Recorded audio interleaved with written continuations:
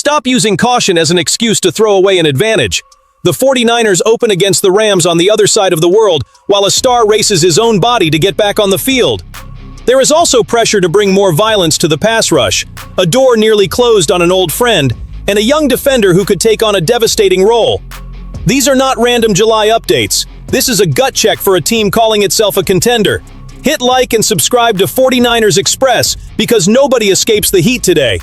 The first test starts with a 16-hour flight and a decision that cannot be hijacked by impatience. George Kittle is trying to return from a torn Achilles to face the Rams in Australia in Week 1.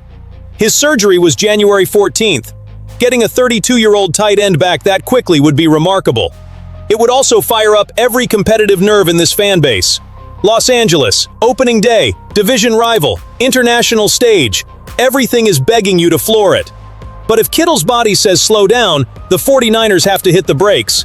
Adam Schefter said Kittle believes he will be ready, although Schefter does not consider it a sure thing. Australia adds another challenge. Running, cutting, and catching are not the only checkpoints. The medical staff must judge how the tendon handles heavier work, game preparation, and travel that could disrupt recovery. An aggressive franchise cannot turn reckless. The optimism is real. Kittle recently said he was slightly ahead of schedule, and his workout videos looked encouraging. Kyle Juszczyk was impressed by his movement at tight end U and during the final week of OTAs. Juice said Kittle reached roughly 16 miles per hour in a zigzag drill. Watching him warm up convinced Juszczyk there is a real chance he plays. The tactical impact would be massive. Against a rival that knows Kyle Shanahan's tendencies, Kittle changes coverages, powers the run game as a blocker, and gives Brock Purdy a reliable answer under pressure. The offense can function without him, but other tight ends and receivers would absorb work that rarely shows up in the box score. That is why this creates so much tension. Encouraging signs do not decide anything. Camp will reveal when Kittle fully returns, how many consecutive practices he can handle, and how he responds the next day. A workout clip or an excited teammate cannot provide medical clearance. Ignoring his progress would be foolish too. Kittle built his career attacking blocks and running as if every yard personally insulted him. Nobody expected a quiet recovery. My position is firm and simple. Any medical hesitation means holding him out. The season does not end in Melbourne, and this offense has to think about January. If he clears every stage, handles contact, and receives full clearance, do not protect him from the moment. San Francisco must follow evidence, not fear of the Rams or dreams of a heroic scene. The real win is getting Kittle back whole. The calendar decides whether that includes Week 1. Health demands discipline. Building the pass rush demands courage. Nick Bosa remains the center of gravity, and Michael Williams brings fascinating physical upside. Still, expecting them to solve everything, stay healthy, and generate constant pressure all season would be irresponsible against the NFC's best quarterbacks. An offense cannot relax whenever Bosa leaves the field. One injury cannot collapse the plan. Kayvon Thibodeaux is worth a call from John Lynch, not a press conference, an empty promise, or a blank check. A serious call to find out whether his Giants situation could open a deal. New York already has Brian Burns and Abdul Carter leading a deep edge group. Thibodeaux enters the final year of his rookie contract. Preliminary conversations about his availability have been reported, although the Giants have resisted moving him. The opening may be narrow. Lynch must learn whether it is locked. The fit is explosive because Thibodeaux would not have to carry the defense. He could attack opposite Bosa, use his length and burst against tackles, and move around on passing downs. Michael Williams gains freedom across the front. Interior rushers find more one-on-one opportunities. Sliding protection toward Bosa stops being a comfortable answer and creates a crisis opposite him. That threat would also give Morris more freedom to disguise coverage behind the rush, turning front four talent into pressure from every angle. This part gets treated too timidly. An edge rusher's value does not live only in sacks. He changes protection counts, speeds up reads, keeps a back in protection, and helps create favorable matchups. If a better rotation unlocks some of the impact that made Thibodeaux a top 5 pick, the entire front becomes more dangerous. The talent is still there. What would it cost to put him somewhere he would not face every ounce of attention alone? The price demands a cold evaluation. The Giants will not give away a talented young rusher. Mid-round draft capital, conditional compensation, or a player and pick package might start talks, while San Francisco must also examine his next contract. An expensive rental is hard to defend. Sacrificing too much of the future ruins the argument. Refusing to ask the price is another form of negligence. The 49ers know how a defense loses its bite when pressure depends on too few players. They know the difference between dangerous starters and a rotation that is attacking in the fourth quarter of December. Thibodeaux would not be a savior. He would be a force multiplier, protection against attrition, and an independent threat. That is what a contender looks for when the market might crack. There is no fantasy pretending a trade is close. New York has resisted, and nothing presented says the 49ers made an offer. This is about posture. Even remote availability means Lynch must learn the price, terms, and intent. Maybe the answer ends everything in 5 minutes. Maybe camp changes the Giants' order and turns impossible into negotiable. The failure would be sitting back while another team tests that boundary. A Super Bowl push cannot depend on Bosa beating every protection and surviving every mile alone. From possibly adding a piece, we move to refusing to reopen a familiar chapter. Deebo Samuel still believes he has good football left. A 49ers reunion would bring emotion, history, and obvious familiarity with Kyle Shanahan.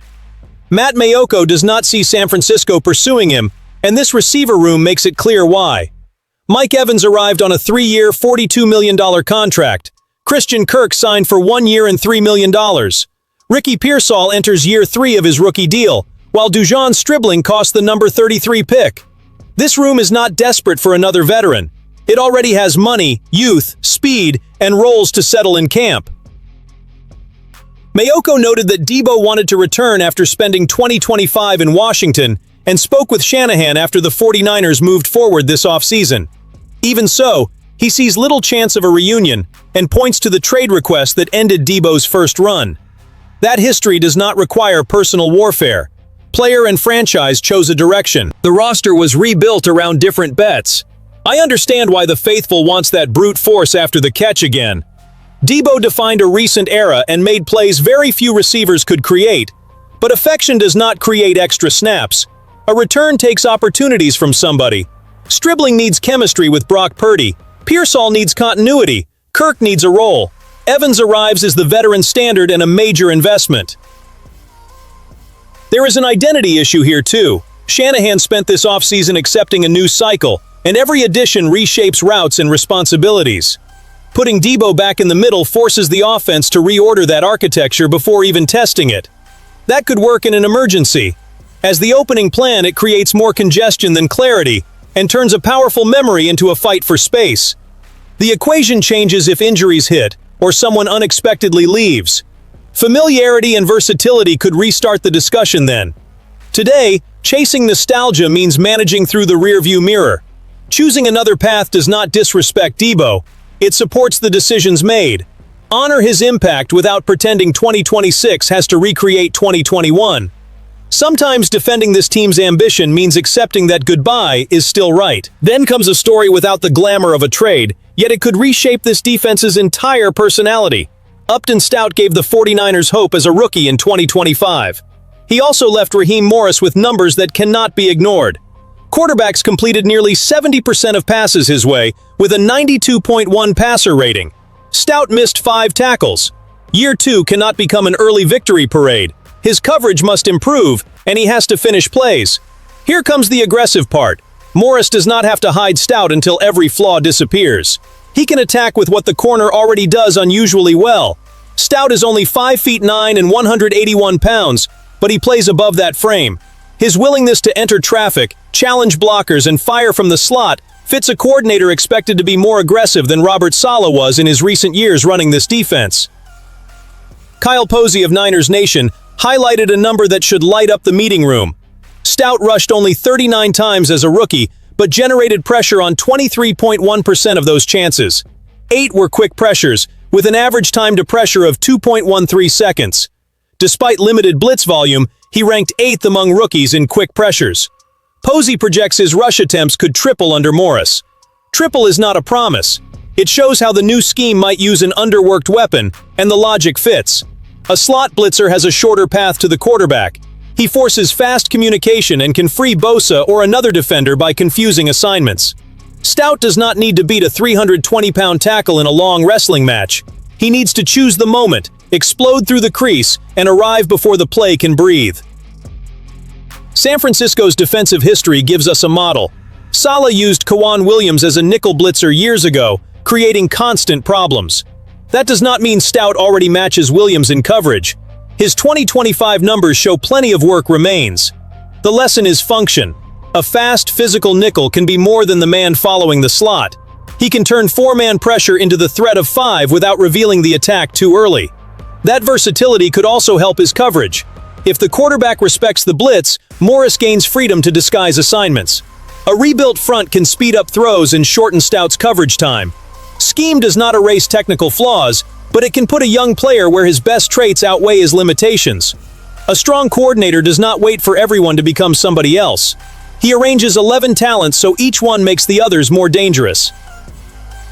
ESPN named Stout a breakout candidate in San Francisco. The field will decide that prediction, and the biggest step remains lowering quarterbacks' efficiency against him. There is a huge difference between waiting for improvement and building a plan that brings it out. Morris may have the tools to turn aggression into measurable production. Give me a real answer in the comments beyond lazy analysis. Should Stout be protected while his coverage develops, or unleashed as a blitzer immediately? I choose pressure, backed by responsibility and disguise. This player was not made to survive in hiding. He was made to invade an offensive plan, scramble the quarterback's read, and force opponents to find him before the snap. If Morris unleashes that version, the smallest defender in the secondary could create one of the new system's biggest headaches. 4 decisions. 4 different ways to prove ambition. Kittle cannot be sacrificed for one opener, but he should not be held back if he earns full clearance. Thibodeaux deserves aggressive investigation, not fantasy. Deebo represents a respected chapter this roster may have already outgrown. Stout could become Raheem Morris's hidden blade. My prediction? The biggest change comes from the defense, because real pressure transforms everything around it. Drop your prediction in the comments, subscribe to 49ers Express, and come back tomorrow. The season starts in Australia, but the demand for a team capable of finishing the job has already begun in Santa Clara.